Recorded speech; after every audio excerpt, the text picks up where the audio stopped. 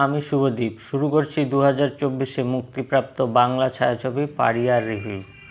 গল্পের কথা বলতে গেলে প্রথমেই বলতে হয় যে এই গল্পটা তৈরি হয়েছে রাস্তার কুকুরদেরকে নিয়ে, তাদের সাথে ঘটে যাওয়া অন্যায় এবং আরও বিভিন্ন রকম যে কার্যকলাপ ঘটে সেগুলোকে কেন্দ্র করে একটা কাল্পনিক গল্প তৈরি করা হয়েছে এবং পুরো ব্যাপারটার মধ্যেই একটা ব্রুটাল ভাব রয়েছে এবং বিভিন্ন রকম ব্লাডশেডযুক্ত কার্যকলাপ দেখানো হয়েছে, যেগুলো ভাবে দেখানো হয়েছে এবং খুবই দুঃখজনক এবং লোকের উপর গভীর প্রভাব ফেলতে পারে এরকমভাবেই দেখানো হয়েছে।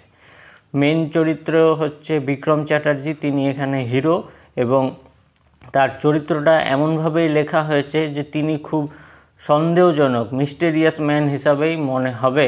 এই মনে হওয়ার পিছনে একটাই কারণ হচ্ছে তার পাস্ট লাইফের ব্যাপারে এখানে কিছু দেখানো হয়নি। গল্পের মধ্যে প্রথমে যখন তিনি একটা হোটেলে খেতে যান, সেখানে একটা কুকুরের প্রতি তিনি আকৃষ্ট হন এবং তার সেই ছোট্ট কুকুরের বাচ্চাটার সাথে তার বন্ডিং তৈরি হয় এবং পরবর্তীতে সেই কুকুরের বাচ্চাটা যখন মিসিং হয়ে যায় এবং তাকে খুঁজতে গিয়ে আরও কী সে দেখতে পায় এবং আরও কী ঘটনার সম্মুখীন হতে হয় সেটা নিয়েই গল্প ধীরে ধীরে এগোতে থাকে। এই গল্পের মধ্যে আরও মেন যেই সব চরিত্রগুলো রয়েছে, অম্বরীশ বাবু, অঙ্গনা রয়, শ্রীলেখা মিত্র, তাদের কাজ নিয়ে বলতে গেলে বলতে হয় অঙ্গনা রয়কে বিশেষভাবে কোনো সেরকম জায়গা দেওয়া হয়নি। নায়িকা হিসাবে তিনি ছিলেন পার্শ্ব চরিত্রই বলতে পারা যায়। এবার নায়কের সাথে তার সেরকমভাবে কেমিস্ট্রি দেখানো হয়নি বা প্রেম দেখানো হয়নি, যাতে সময় নষ্ট না হয় এরকমভাবেই ব্যাপারটাকে রাখা হয়েছে। শ্রীলেখা মিত্রের কাজ সাধারণ লেগেছে। অম্বরীশ বাবুকে সবসময় আমরা কমেডি করতেই দেখি, কিন্তু এখানে তিনি একটা অন্যরকম চরিত্র রয়েছেন এবং তার চরিত্রটার গভীর প্রভাব রয়েছে এই গল্পের উপর এবং চিত্রনাট্যের উপর, সেটা তার চরিত্রায়ন দেখে এবং ড্রেস আপ দেখেই বুঝতে পারা যায়।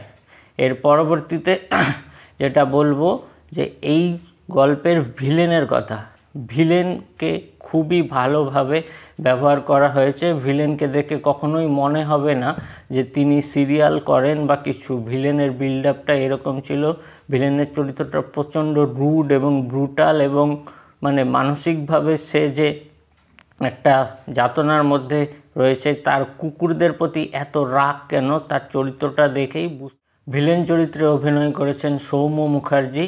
তার অভিনয় বেশ ভালো লেগেছে, আমার তো খুবই পছন্দ হয়েছে এবং সেই চরিত্রটার জন্যই এই সিনেমাটা আরও বেশি দেখতে ইচ্ছে করবে, কারণ হিরোও একটা স্ট্রং এবং ভিলেনও খুব স্ট্রং চরিত্র। তাদের মধ্যে যখন টাসেল হয়, মারপিট হয়, ফেস অফ হয়, সেগুলো দেখতে ভালো লাগে। ভিলেন আর হিরো এদের মধ্যে বেশ কিছু ইন্টেন্স সংলাপ রয়েছে যেটা দেখতে ভালো লাগে এবং প্রভাব ফেলে।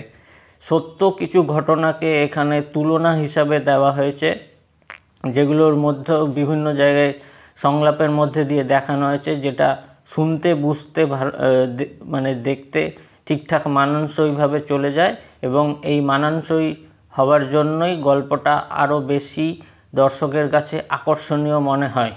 এর পরবর্তীতে আমি স্ক্রিন প্লের কথা বলবো। স্ক্রিন প্লে খুব ভালো ছিল, বিভিন্ন জায়গায় হাই এবং লো পয়েন্ট রয়েছে এবং এই ইন্টেন্স স্ক্রিন প্লে যেটা বলে কমার্শিয়াল সিনেমার জন্য, সেটা এর মধ্যে রয়েছে, দেখতে খুবই ভালো লাগে।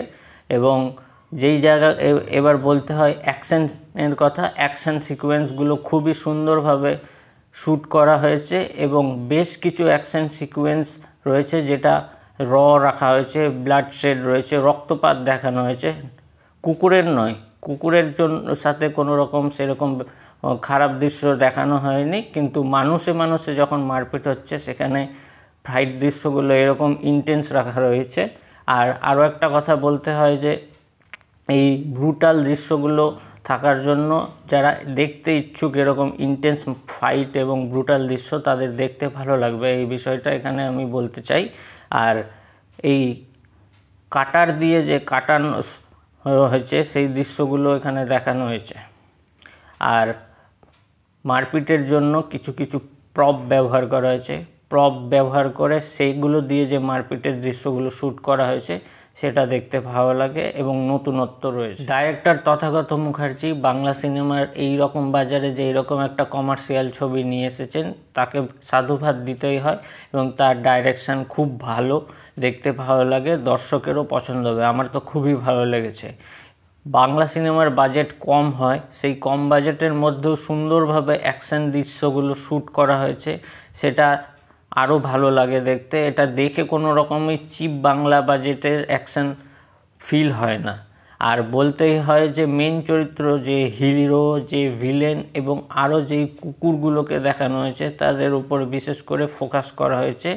আর আরও একটা কথা বলতে চাই, ক্লাইম্যাক্সে হিরোর পাস্ট লাইফের ব্যাপারে একটু তথ্য দেওয়া হয় এবং পরবর্তীতে বুঝতে পারা যায় যে এই সিনেমার আবার সেকেন্ড পার্ট আসতে চলেছে। এই সিনেমাটা সেকেন্ড পার্টের জন্য আমি অধীর আগ্রহে অপেক্ষা করছি, কারণ আমার সিনেমাটা বেশ ভালো লেগেছে। দর্শকরা চাইলে এই সিনেমাটা দেখতে পারে এবং আমি আশা করছি কেউ নিরাশ হবেন না। সকলের কমার্শিয়াল সিনেমা হিসাবে সিনেমাটা দেখতে ভালোই লাগবে।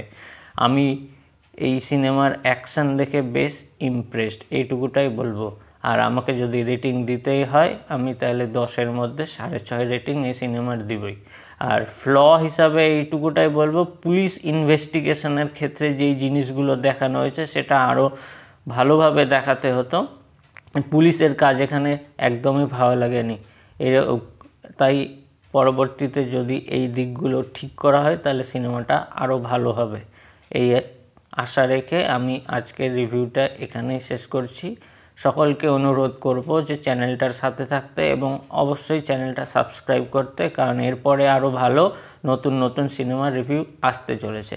তাহলে আজ এখানেই শেষ করছি, টাটা।